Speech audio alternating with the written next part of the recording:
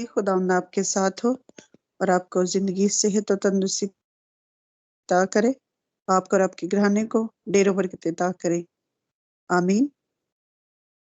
जी, अब वक्त हुआ चाहता है कि हम खुदावंद की जिंदगी बख्श कलाम को सुने, खुदावंद की बातों को सुने और अपने आप को तैयार करें। खुदावंद हमें सुनने वाला ज़हन और समझने वाला दिल अता करे और आज का कलाम हम इस सभी घरानों के लिए बाबरकत हो। खुदावंद अपने बेटे को कसरत से अपने जलाल के लिए इस्तेमाल करे और उन्हें लफ्ज़ों की तरतीब अता करे। हम निहायत इज्जत और एहतराम से पास्टर जी आपको वेलकम कहते हैं। खुदावंद आपके साथ हो।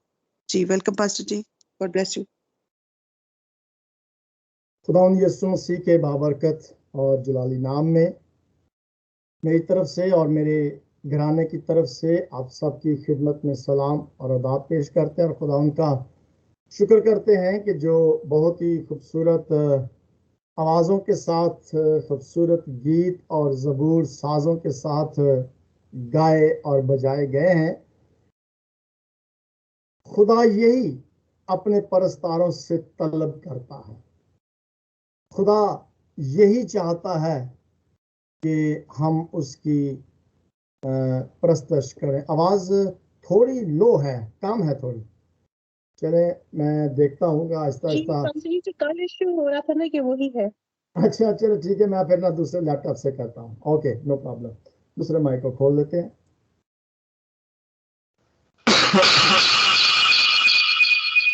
ओके ये यहाँ से आवाज मेरा ख्याल ठीक होगी अभी। तो हम शुक्र कर रहे थे तमाम परस्तारों के लिए जो बड़ी सच्चाई के साथ, रूह के साथ उसकी बंदगी करते हैं, उसके नाम को इज्जत और जलाल देते हैं। Thank you very much sister जी, आपने जवाब दिया। ओके अब आवाज ठीक क्लियर है। तो असल में बात यह है कि ये अच्छी बात है कि जब किसी चीज की समझ ना आए तो उसे बोल देना चाहिए। देखिए हम यहाँ पर खुदा के कलाम को सुनने के लिए आते हैं ना, और जब तक आवाज क्लियर नहीं होगी तो हम उसे ना समझ सकेंगे और ना सुन सकेंगे और ना उस पर अमल कर सकेंगे। आए मेरे साथ एक हवाला निकाले। मैंने ये इमरजेंसी हवाला इसलिए लिख दिया है क्योंकि हर रोज हम सब डिवोशन करते हैं। डेली हम जब उठते हैं तो जरूर बाइबल पढ़ते हैं और खुदावंद के पाक कलाम से अपने दिन का आगाज करते हैं, दुआ करते हैं। तो आज मेरी जो डिवोशन थी वो जॉन चैप्टर 14 थी, जो नरसूल की इंजील उसका 14वां बाब जो था उसकी चंद आयात मैंने पढ़ी। लेकिन मेरा मेरा असल में जो पढ़ने का स्टाइल है ना वो बड़ा फर्क है। ये नहीं कि बस ऐसे रटा लगाया और पढ़ लिया। मैं एक एक लफ्ज को बार बार पढ़ता हूं और फिर थोड़ी देर के लिए उस पर मैं गौर करता हूं। जैसे एक जानवर जब खाना खाता है तो वो उसकी जिगाली करता है, तो ये बहुत जरूरी है कि उसकी जिगाली की जाए, यानी इसको बार बार च्यू किया जाए, चबाया जाए, ताकि वो अच्छी तरीके से हजम हो जाए। सो कलाम भी इसी तरीके से पढ़ना चाहिए। ये नहीं कि जी इधर सफा जी मैं आज पूरी बाइबल पढ़ ली है, वो की लिखा है, ये तो खैर सारी बाइबल को तो समझना मुश्किल है, लेकिन कम से कम जितना पढ़ा जाए उसको समझना जो है ये जरूरी है। सो ये मैं छोटी सी एक हवाला जो डिवोशन थी आज की मेरी डेली, उसको मैं आपके साथ शेयर करता हूं। सो ये 5वीं आयत तक की मैं पढ़ सका था, उससे आगे नहीं पढ़ सका था। पहली 5 आयत जो थी, तो 5वीं आयत पर मुझे ज्यादा देर थोड़ा रुकना पड़ा। वहां पर लिखा हुआ है, तूमा ने उससे कहा है खुदावन हम नहीं जानते कि तू कहां जाता है, फिर राह किस तरह जाने। बड़ा सिंपल सा एक सवाल है जो तूमा ने खुदावन यीशु मसीह से किया। सानू राह नहीं पता ही जाइए किथे। तो जब तक हमें किसी रास्ते का इल्म नहीं है, अगर कोई हमसे पूछे कि जी फलां जगह पर जाना है, तो हमें पता ही नहीं है कि वो जगह कहाँ पर है या वो रास्ता कौन सा है, तो ना हम बता सकेंगे और ना हम जा सकेंगे। सो आज का हवाला जो है, ये पहली 4-5 आयात हैं, इस पर हम गौर करेंगे थोड़ी देर के लिए, 10-15 मिनट, ज्यादा अरसा नहीं मैं लूंगा, वक्त नहीं लूंगा। हर खानदान के अंदर मुख्तलिफ सोचें पाई जाती हैं। मिसाल के तौर पर मैं, चलें सिस्टर रुखसाना की फैमिली का एक मिसाल मैं यहाँ पर दे रहा हूँ। सिस्टर रुखसाना की सोच फर्क होगी, उनके साथी की सोच फर्क होगी, उनके बच्चों की सोच फर्क होगी। और मैं समझता हूं कि तकरीबन ये मामला जो है हर एक फैमिली के अंदर होगा। भाई अलमास किसी और तरीके से सोचते हैं, उनकी मिसेस किसी और तरीके से सोचती है, भाई साबर किसी और तरीके से सोचते हैं, या अगर कोई बहुत बड़ा खानदान है तो उस खानदान के अंदर भाई हैं, बहनें हैं, भाभियां हैं, चाचियां, ताइयां, मामे, या एक खानदान कह रहे, बड़ा सा जॉइंट फैमिली जिसे हम अक्सर समझते हैं कि पाकिस्तान के अंदर जड़ा वड्डा खानदान होता है, तो उसके अंदर बहुत सारे जिसे कहते हैं कि किसी की सोच फर्क होती है, मामलात, बहुत सारे इश्यूज जो है वो बहुत ज्यादा आ जाते हैं, क्योंकि जिस तरीके से आप सोच रहे हैं शायद उस तरीके से कोई दूसरा बंदा ना सोच रहा हो। यानी बताने का मेरा मतलब ये है कि हर खानदान के अंदर मुख्तलिफ किस्म की राय जो होती है वो पाई जाती है, या जिस तरीके से मैं सोच रहा हूं उस तरीके से शायद आप ना सोच रहे हो। एक ही खानदान के अंदर इस किस्म के बहुत सारे इश्यूज जो हैं, बल्कि मैं समझता हूं कि हर खानदान के अंदर होते हैं। मेरी सोच जो है वो शायद आपकी सोच ना हो, या जो आपकी सोच हो शायद वो सोच मेरी ना हो। सो मुख्तलिफ राय हो सकती हैं, मुख्तलिफ सोचें जो हैं वो हो सकती हैं, और किसी एक बात पर सब लोग जो है वो मुत्तफिक ना हो। और ऐसे अक्सर कॉम्प्लिकेशंस जिसे हम कह सकते हैं, मुख्तलिफ ख्यालात के मालिक जो हैं वो तकरीबन हर घर में, हर जगह, हर ख़ानदान में। अगर मिसाल यहाँ पर हम रूहानी ख़ानदान की देते हैं, कलीसिया की जो एक ख़ानदान होता है उसकी, जब हम एक ख़ानदान की, रूहानी ख़ानदान की बात करते हैं, तो उस कलीसिया के अंदर भी शायद जो भाई नासिर सोच रहे हैं वो भाई अजीज़ ना सोचते हो, या भाई साबर ना सोचते हो। मुख्तलिफ राय हो सकती है, मुख्तलिफ ख्यालात जो हैं, सोचे जो हैं वो हो सकती हैं।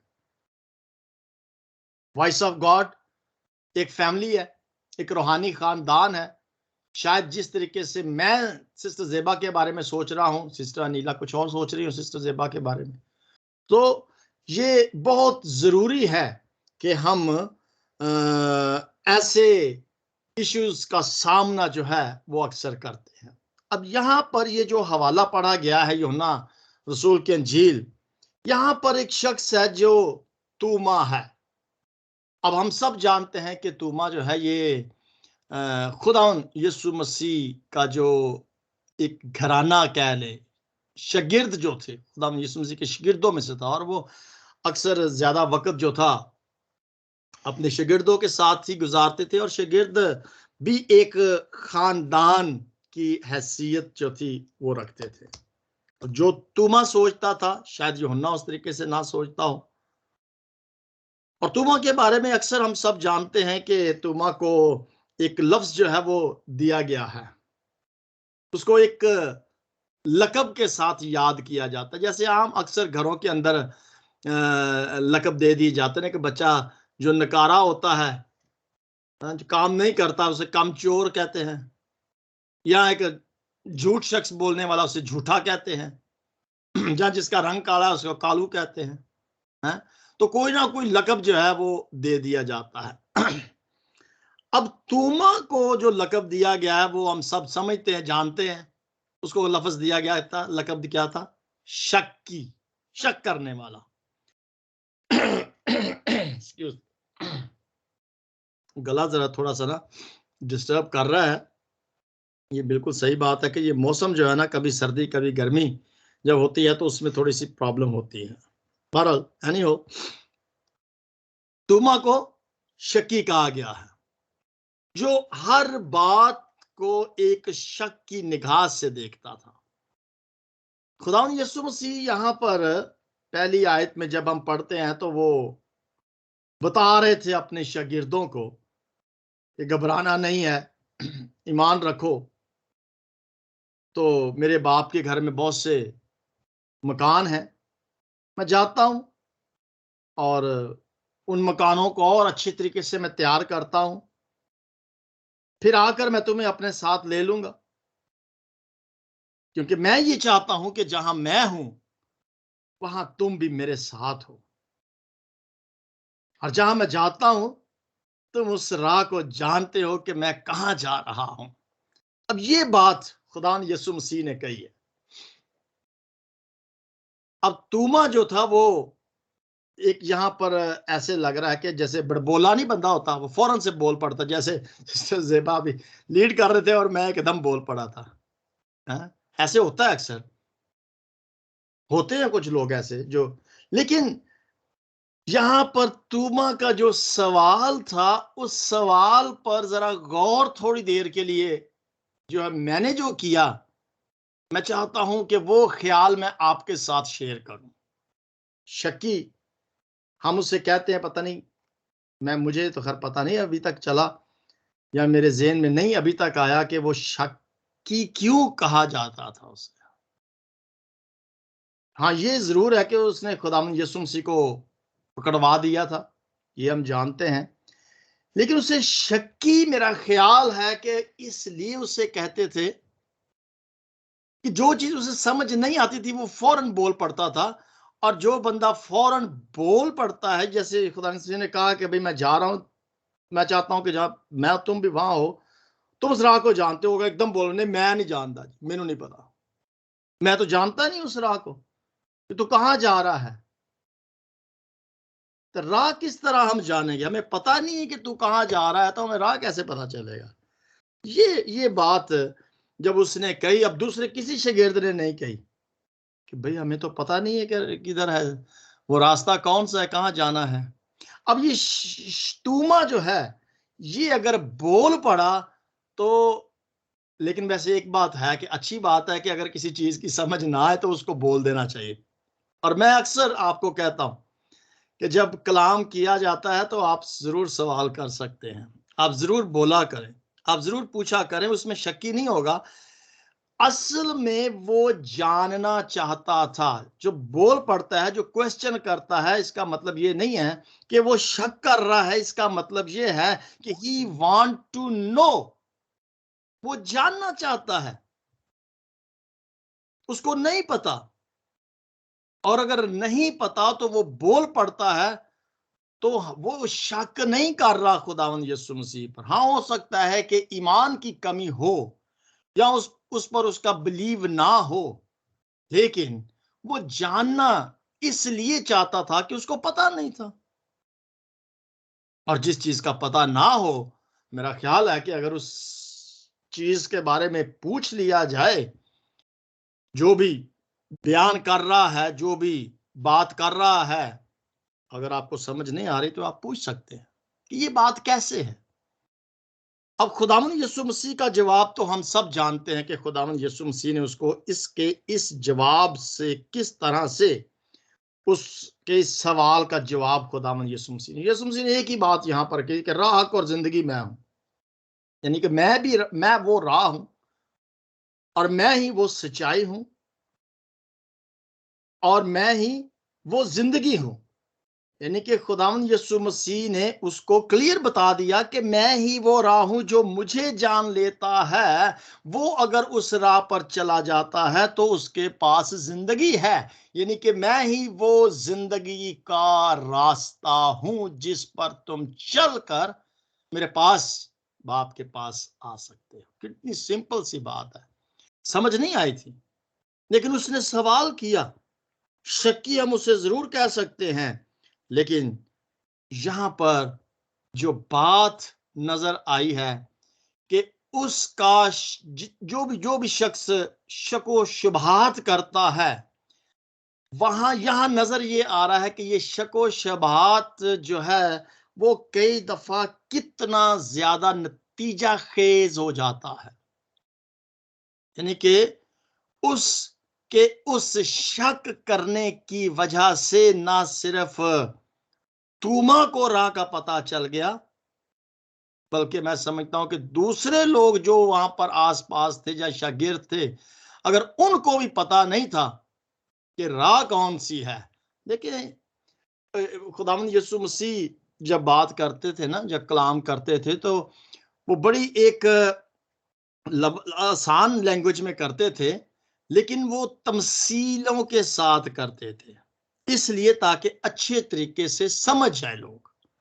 और उनको अच्छे तरीके से समझाने के लिए वो ये सादा अल्फाज इस्तेमाल करते थे। मकान, अब देखिए जिस तरीके से मकान का लफ्ज है यहाँ पर, जिस तरीके से हम 4 बेडरूम के कमरे में रहते हैं, किचन होता है, बाथरूम होता है, स्टोर होता है, गैराज होता है। अब मकान जब तस्वर में आता है तो ये सारी चीजें हमारे ज़हन के अंदर, हर बेडरूम के साथ अटैच बाथ जो होना वो बहुत जरूरी है। अब सोचे खुदावन यीशु मसीह ने क्या वहां पर अटैच बाथ हमारे लिए तैयार किए हुए, कोई बड़े संगे मरमर की टाइलें जो है वो लगाई होंगी हमारे लिए, और बड़े फैंसी अच्छी लकड़ी के दरवाजे जो है वो बनाए होंगे। यानी कि ये इंसान की जो जिंदगी इस जमीन पर जिस तरीके से गुजार रहे हैं, या जिन चीजों का हम इस्तेमाल कर रहे हैं, उन्हीं चीजों की तशबीहात देकर, मिसालें देकर खुदावंद यीशु मसीह उनको समझाने की कोशिश करते थे कि ये किसी तरीके से समझ जाएं। और समझने का, जैसे मैंने शुरू में बताया कि अगर आवाज हमें क्लियर नहीं आएगी तो हम उस चीज को समझ नहीं पाएंगे, और अगर समझ नहीं पाएंगे तो हम अमल कैसे कर पाएंगे। तो ये बहुत जरूरी है कि सवाल जो है, जिस चीज की समझ ना आए वो कर देना चाहिए। हो सकता है कि अगर मैं जवाब ना दे सकूं तो हो सकता है सिस्टर रुखसाना उसका सवाल का जवाब दे सकते हैं, बता सकते हैं उसे और आसानी के साथ। सो असल में यहाँ पर जो बात खुदावंद यीशु मसीह से की गई थी, उसने खुदावंद यीशु मसीह से जो सवाल किया था, खुदावंद यीशु मसीह ने कहा कि राह और हक और जिंदगी मैं हूं, कोई मेरे वसीला के बगैर बाप के पास नहीं आता। अब एक दफा मुझे बड़े अच्छी तरीके से याद है कि किसी ने ये लफ्ज आयत को गलत पढ़ दिया था कि कोई मेरे वसीला के बगैर बाप के पास नहीं जाता। ये लफ्ज किसी ने जाता इस्तेमाल कर दिया था, तो फौरन एक शख्स जो जानता था कि सही बाइबल के अंदर ये लफ्ज लिखा हुआ है, तो उसने कहा भाई जाता नहीं है, आता है। अब जाने में और आने में फर्क है। अगर मैं कहूँ कि मेरी तरफ आ, तो मैं तो ये नहीं कहूंगा कि मेरी तरफ जा, मैं ये कहूंगा कि मेरी तरफ आ। इसका मतलब है कि अगर खुदावंद यीशु मसीह ने कहा कोई मेरे पास नहीं आता, इट मींस कि खुदावंद यीशु मसीह अपने आप को उस वक्त उस जगह पर रख कर ये बात कह रहे थे कि मैं इस वक्त आसमान पर हूं, और मेरे पास अगर आपने आना है तो मैं ही वो रास्ता और जिंदगी हूं, और बाप के पास अगर आपने जाना है तो मेरे वसीला से, मुझसे होकर जाना है। मैं ही वो रास्ता हूं जिसके वसीला से हम खुदा के पास जा सकते हैं। सो मेरे जीजो, ये चंद एक बातें होती हैं जब हम खुदा के पाक कलाम को पढ़ते हैं, तो जरूरी है कि हम इन बातों पर गौर करें। सिर्फ रटा रटाया पढ़ लेना और एक जिसे कि रूटीन के मुताबिक पढ़ लेना, रूटीन के मुताबिक दुआ कर लेना, रूटीन के मुताबिक काम कर लेना, कोई मायने नहीं रखता, कोई फायदा नहीं है। 5 मिनट पढ़ लें, 10 मिनट पढ़ लें, एक आयत को पढ़ लें, लेकिन समझ के साथ पढ़ें, दुआ करें, छोटी दुआ कर लें, मकसद की दुआ कर लें, बामानी दुआ कर लें। मैं समझता हूं कि ये बहुत बहुत ज्यादा जरूरी है। और उसका जो मैंने यहां पर टाइटल लिखा है प्रोडक्टिव, कि वो शको शुबहात या आपके वो क्वेश्चंस जो हैं वो प्रोडक्टिव इस तरीके से हो जाते हैं, नतीजा खेज या असर पजीर इस तरह से हो जाते हैं कि बहुत सारे लोग जो हैं फिर उसको समझकर उस पर अमल करके तो अपनी जिंदगी के अंदर उसे अप्लाई जब करते हैं तो उनकी जिंदगियां जो हैं फिर तब्दील होना शुरू हो जाती हैं, चेंज होना शुरू हो जाती हैं और वो फल लेकर आती हैं, वो असर लेकर आती हैं जो खुदावंद यीशु मसीह चाहते थे। तो मेरी दुआ यही दुआ है जो खुदावंद यीशु मसीह के जवाब में थी कि राह, हक और जिंदगी मैं हूं। यीशु मसीह ने कहा कि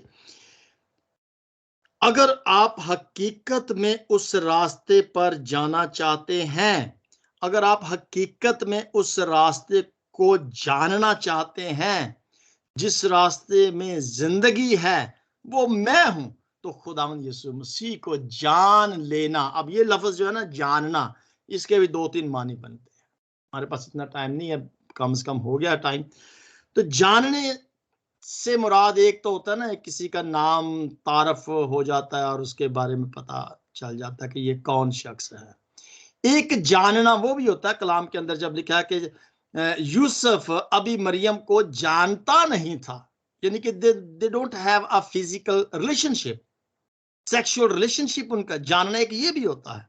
सो जानने से मुराद मैं समझता हूं कि अगर हम खुदावंद यीशु मसीह को जानना चाहते हैं तो फिर हमें कलाम को थॉरली पढ़ना की जरूरत है, एक एक लफ्ज पर गौर करने की जरूरत है, फिर हम उसे जान सकते हैं और वो खुदा के कलाम से मोहब्बत करने की। और मोहब्बत फर्जी मोहब्बत नहीं है, ये मोहब्बत जो है ना ये गहराई में, गहरी मोहब्बत जिसे कहते हैं, उस गहराई में खुदा यीशु मसीह को जब हम जानेंगे तो फिर हम उससे पढ़ सकेंगे। और खुदा यीशु मसीह तो यहां पर कह दिया ना साफ, उसने कहा कि तुम जानते हो, तुम उस राह को जानते हो, यानी कि तुम खुदावंद यीशु मसीह को जानते हो। यीशु ने उससे कहा कि राह और जिंदगी मैं हूं, नहीं, ऊपर उसने कहा कि 4 आयत में, और जहां मैं जाता हूं तुम वहां की राह जानते हो। इसका मतलब है कि हम जानते हुए भी नहीं जानते, पढ़ते हुए भी हम नहीं पढ़ते, सुनते हुए भी हम नहीं सुनते। सो ये थोड़ी सी अफसोस की बात होती है कि एक चीज को हम जानते भी हैं और फिर अनजान बन जाते हैं, दरगजर कर देते हैं। ये थोड़ी सी अफसोस की बात होती है। इसलिए अगर तुमा को नहीं पता था तो उसने पूछ लिया था। अनजान ना बने, अनजान ना बने, अच्छे तरीके से बाप को जाने, क्योंकि उसी में जिंदगी पाई जाती है। सो मेरा मेरा आज का जो ख्याल था, थॉट था, वो मैंने आपके साथ सबके साथ शेयर कर दिया है। सो मैं ईमान रखता हूं कि हम सब जब भी खुदा के पाक कलाम को पढ़ें, थॉरली पढ़े, गौर के साथ पढ़े, एक ही आयत को पढ़ ले और लेकिन उस पर गौर कम से कम 10 बार करें, 10 दफा उसको पढ़े कि किस चीज के बारे में लिखी। हाँ, नहीं समझ आती, अब सवाल करें, किसी से पूछ लें। नहीं समझ आती तो आपको शक्की नहीं कहा जाएगा या बतूनी नहीं कहा जाएगा या एमी जिसे कहते हैं ना सवाल करने वाला, वो नहीं कहा जाएगा, बल्कि मैं कहूंगा कि आपका सवाल, आपका जानना जो है वो दूसरों के लिए मानी खेज हो जाएगा, प्रोडक्टिव हो जाएगा, नतीजा खेज हो जाएगा। खुदावंद आप सबको बरकत दे। आमीन। God bless you. आमीन। आमीन। थैंक यू पास्टर जी इस खूबसूरत तर्जुमे पर कलाम की